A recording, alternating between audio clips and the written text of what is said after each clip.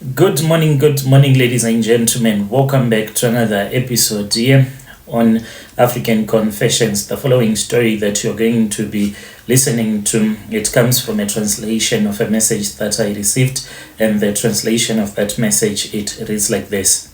Hello, Brother Nash. Can you please post my own story as hidden identity? I am a Zimbabwean man who is currently staying here in South Africa. I'm stuck at this farm where I am working. I wish to return back home, but I need advice from your listeners. Should I return back home or should I continue working? At the farm where I am working, the money that I am earning, I really cannot afford to do anything, even to save. I can only save about 700 rands each and every month, and I really do not know when I will be able to return back home.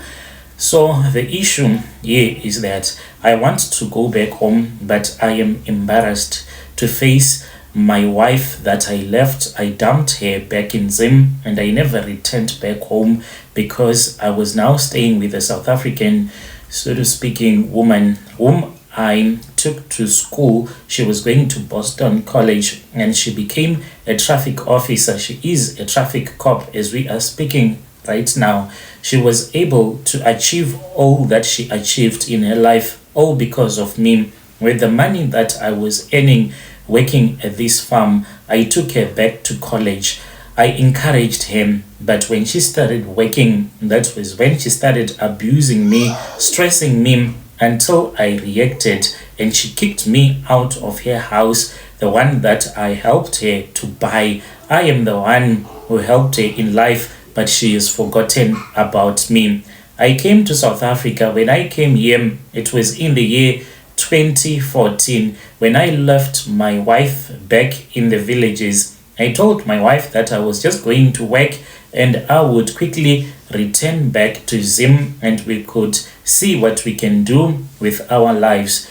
I then came to South Africa and I started working. So when I was still back home, I once worked at this other mine. So there was a lot of machinery that we were using at that mine, including TLBs, forklifts, tractors, and other equipment that you use in the mine.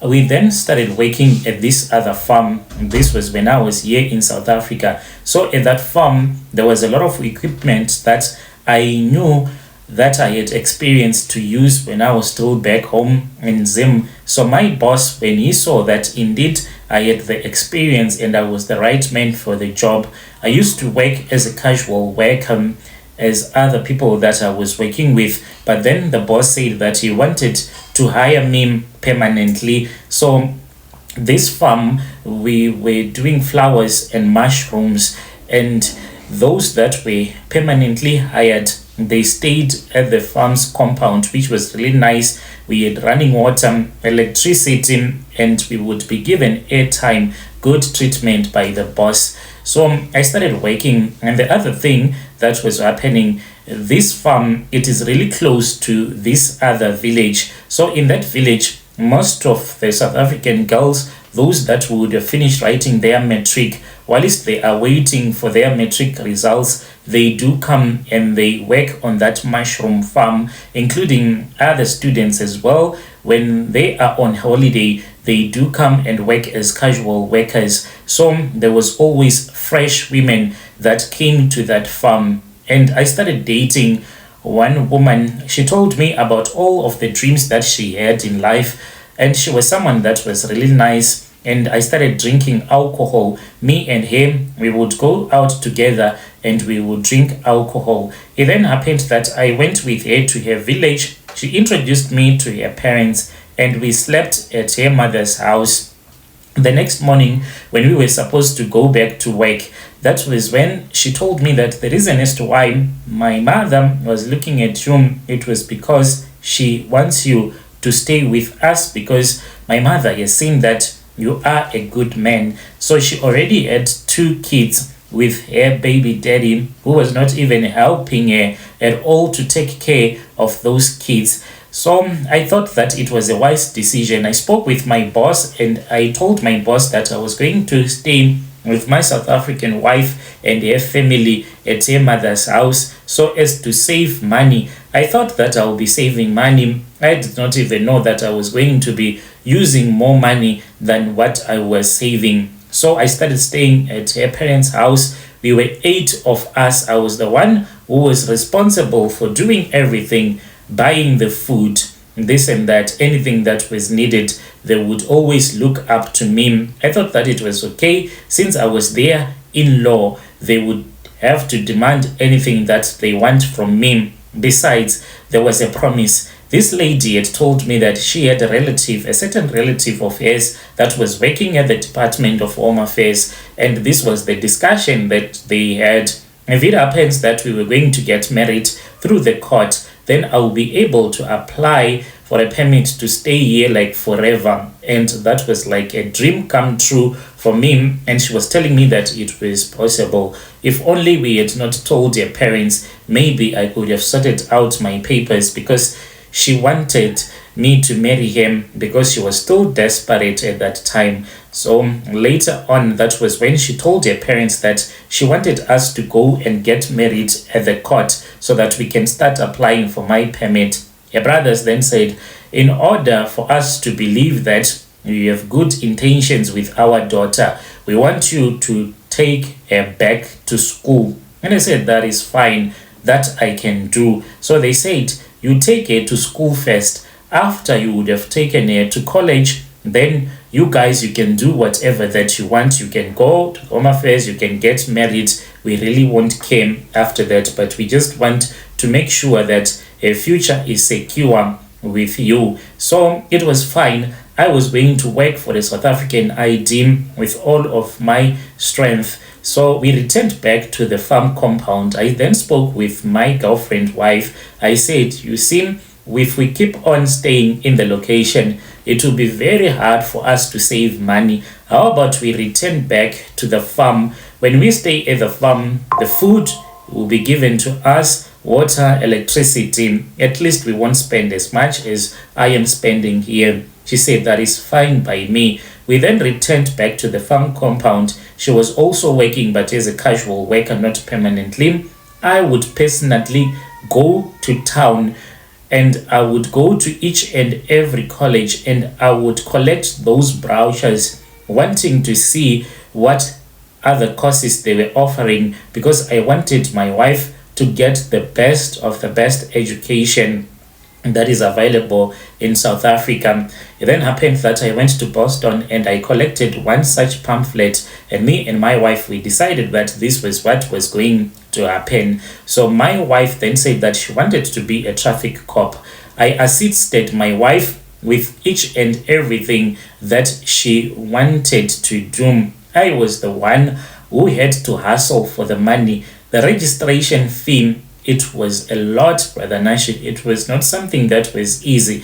It was quite a lot of money, but still I did it anyway. I told myself that this has to be done. My wife has to go to school in order for us to have a good life. And after I would have taken her to school, her parents will respect me and they will allow me to have a South African ID, which was like really great. So when my wife was going to school, I was busy working and she would return back to the farm. It then happened, she said that she wanted to stay with her parents because it was difficult for her to travel from the farms going to the city, but from the location it was quite easy for her to get the transport. Little did I know that as for my wife, she was now seeing all of those people that she was going to school with, men in town that were proposing love to her. During the weekends, she would lie to me that she was with her children, but she would have gone out with the men that were taking her to different clubs, and she was forgetting about me. We started fighting, but even though we used to fight, me and my wife, we used to understand each other. We even had a child together. She wanted to prove to me that she was really in love with me. After she had graduated, I had to literally bribe the right people in order for him to be put on the short list. So my wife is now a traffic cop. The challenge that I am facing, Brother Nash, is that this woman, she has since kicked me out of her house, and this is how she kicked me out. The issue that was now happening between me and my wife was that we were no longer in the same class. I was someone who was working in the farms, and she was now working as a traffic cop. She still showed me love, but things had changed. She then lied to me and she said, if you come to the city, if we stay together in the city, maybe our relationship will be okay, because now it was hard for him to travel between the farm and going to work. So I then told my boss that I did not want to work anymore. I wanted to stay with my wife in the city. He advised me against what I wanted to do, but I thought that this woman was going to respect me. Since I had taken her to school, she will never forget about me. I then stopped working and I started staying with my wife. I had told her that she could get a house. Now that she was working, she could get a car. Things happened so fast, Brother Nanshi.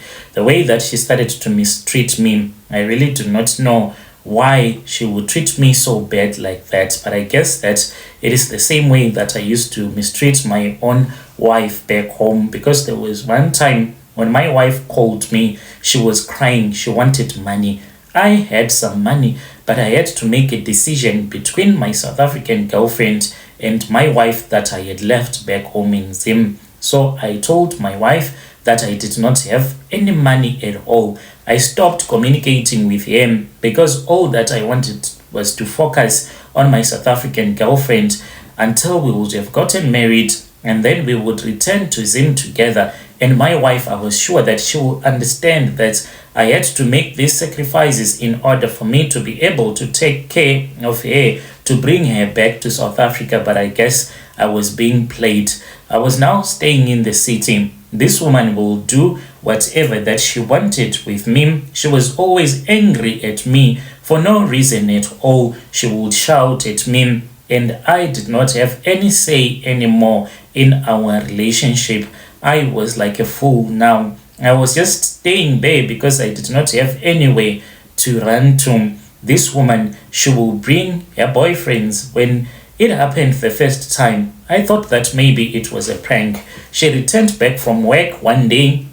She was with this other guy that I did not even know about, and she introduced that man, and she said that this man is my boyfriend, and as for you tonight, can you please use the other room because I want to use the main bedroom. I thought that she was joking. She and her partner, they went into our bedroom on our bed and they started making love. I could even hear the sounds that these people, they are really making love in our bedroom. I was heartbroken. I became depressed. It then happened that in her village, there was a function that was supposed to be done. There was a tombstone that was going to be put on one of these other graves, so she was supposed to be there. We then drove from the city and we went to the villages. Whilst we were driving to her village, Brother Nashim, she had her phone on the dashboard. She was busy playing some music, so the WhatsApp notifications that were popping up on her phone, I could clearly see that these were love messages that were being sent by different men. I was so heartbroken. We finally arrived in a village at the function. Because of the way that I was so depressed, I started drinking alcohol. She then started hugging her baby daddy, who was also there. They got into the vehicle. Where they went to, no one even knows. I tried to find her, to call her, but her phone was going to voicemail, which meant that they were together because they were missing from the function. I was so heartbroken. I then found a spot where I just sat down thinking about all the things that I had done ever since I had came to South Africa, the sacrifices that I had made, leaving my own country, leaving my wife and kids, and sacrificing all the money that I had worked hard for from 2014, 15, 16 until she had graduated and was now working as a traffic cop. But now she was humiliating me in such a way. When I had found her, she was the one that was depressed. But now the tables had turned. I was the one that was suffering from depression because of the mistreatment that she was giving me. The same man that used to refuse to take care of her kids, she was now hugging that man and she was shouting at me. Her cousin, she had one of her cousin sister who came and we started talking. I really do not know why I accepted to go with him to her room. What I did not know was that this was a trap that they had set out for me. Brother Nashi, we then left the function. I then went with her cousin sister to her mother's place. That was where she was staying. As we had entered into her room, when we were getting ready to remove our clothes, that was when I had a loud knock on the door. It was my wife. She walked into them with her baby daddy and I was humiliated. That was the end of our relationship. But still, I did not have anywhere to go to, so she could not dump me. We returned back to the city together. One day, she just returned back from work, and driving behind her was a police van, and she said, "This man, I do not want him. I do not want to see him anymore in my house. Please help me to remove this man with no violence."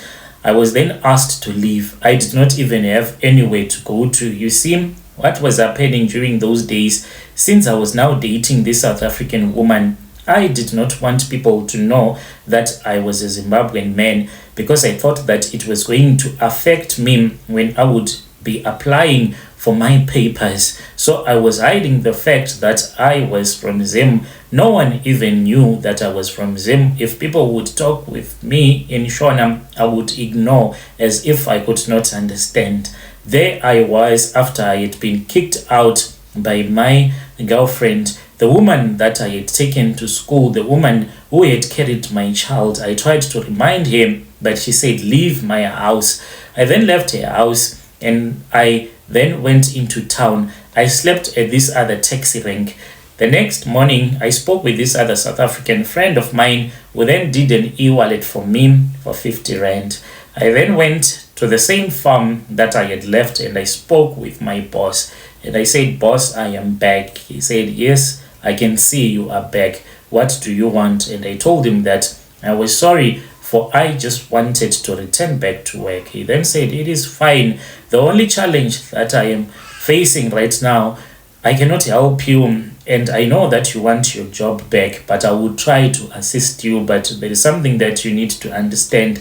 This farm, it is not longer in my hands. I have rented this farm to those people. So even though the farm is mine, but the production that is happening, it is not mine. I really do not know how I can assist you." He then said that he has a couple of pigs that he had, and if I was willing, he could just make me to look after them, but he won't be giving me a full month salary, just a little bit so that I can buy the food. I said it is fine.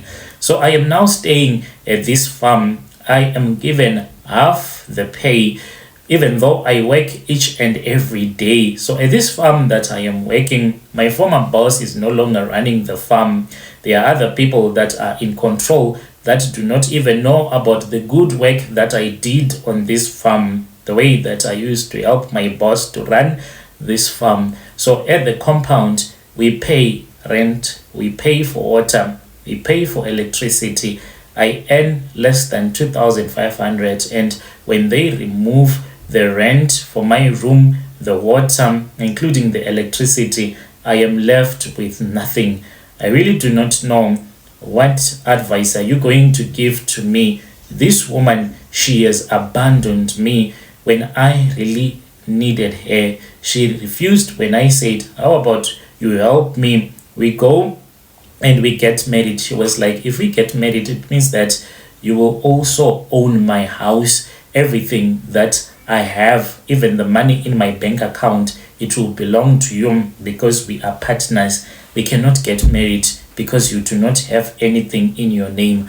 How can I have anything in my name when I do not have papers? Because I took all of this time working hard for her.